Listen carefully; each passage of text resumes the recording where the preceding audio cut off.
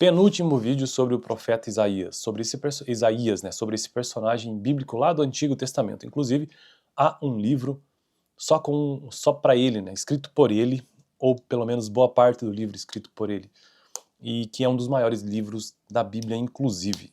Então eu estou gravando 5 vídeos, uma sequência de 5 vídeos sobre esse profeta, sendo que este vídeo de hoje é o vídeo número 4.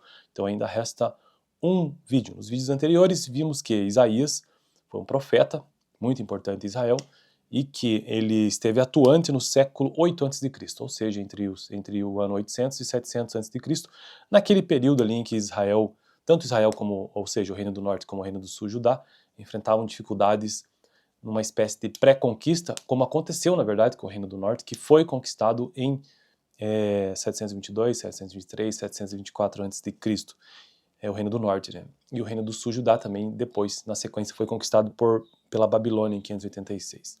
Então, vamos ao vídeo parte 4 sobre Isaías. Esse ataque repentino de quem? De Senaqueribe. No vídeo anterior a gente finalizou, né, aquele vídeo, entendendo que o Império Assírio já estava caindo, né, já estava perdendo toda a sua força e estava sendo substituído pela Babilônia.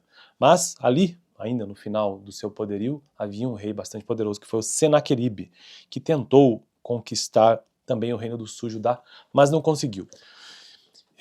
E aí houve um ataque repentino que causou imensa destruição ao Império Assírio. Esse ataque repentino que causou tantas mortes, ou seja, 185 mil assírios, pode muito bem ter sido o resultado de um surto de peste bubônica. Um documento extra-bíblico da época menciona um ataque de camundongos ao acampamento dos assírios. É possível que, na verdade, tenham sido ratos. Os acampamentos militares eram infestados de ratos, e a peste foi um flagelo bem conhecido, mas pouco compreendido nos tempos antigos. Ezequias adoeceu e Isaías lhe avisou que o rei não viveria. Ezequias orou a Deus, procurando lembrá-lo de que ele, o rei, havia tentado cumprir a vontade do Senhor. Durante toda a sua vida, veja, havia tentado cumprir a vontade do Senhor. Isaías então disse a Ezequias que Deus tinha ouvido sua oração e lhe daria mais 15 anos de vida. Esse é aquele famoso rei que teve um acréscimo de vida, 15 anos. E que ele defenderia Jerusalém dos assírios. Depois que Ezequias se recuperou, o príncipe herdeiro da Babilônia enviou-lhe votos de felicitações e presentes. Ezequias fez uma tolice, da qual Isaías prontamente o fez se lembrar.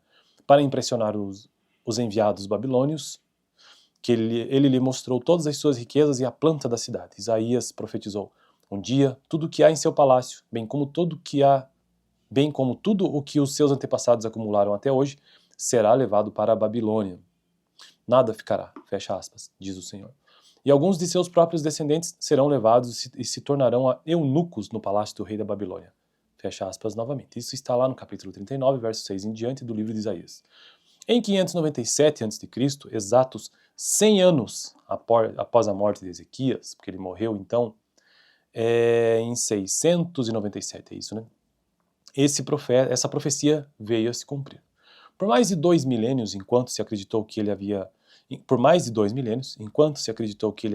havia escrito todo o livro a ele atribuído, Isaías foi considerado o maior dos chamados profetas maiores. Porque lá no Antigo Testamento, bom, a Bíblia é um livro que possui muitos livros, não é um único livro, né? Então o Antigo Testamento também tem as suas classificações, tem os livros da lei, tem os livros históricos, os livros poéticos, de literatura, e também existem os livros proféticos, então, dos profetas. E aí esses livros são muitos, entre eles Isaías, Jeremias, entre outros. E aí Ezequiel também, Daniel, Abacuque, Malaquias, Ageu, Zacarias, enfim.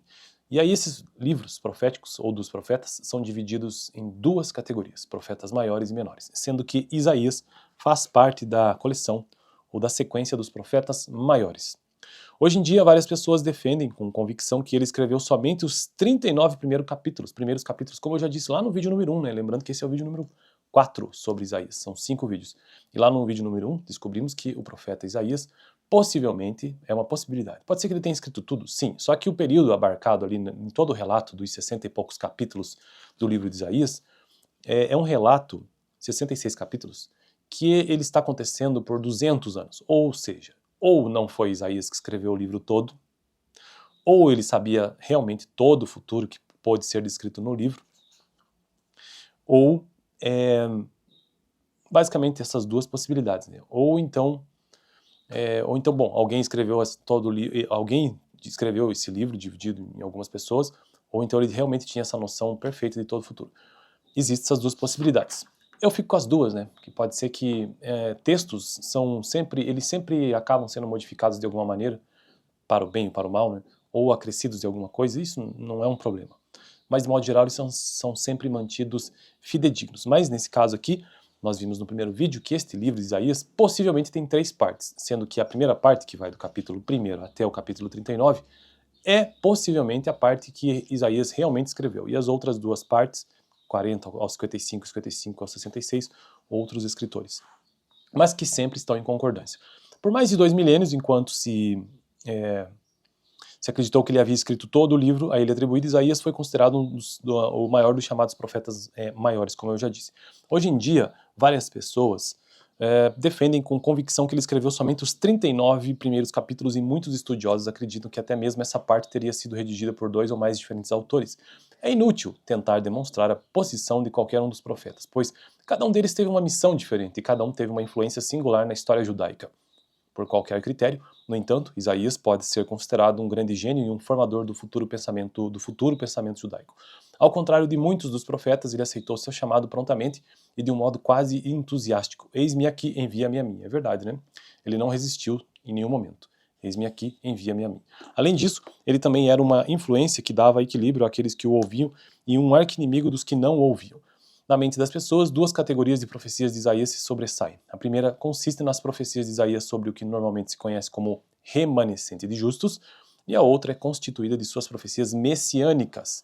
Então veja que interessante essas 2 categorias de profecias. Remanescentes justos e outra constituída de suas profecias messiânicas. Amós, outro profeta, mas aí um profeta menor lá do Antigo Testamento, falou a respeito do remanescente de José, Amós 5,15. E Isaías desenvolveu o conceito ao máximo.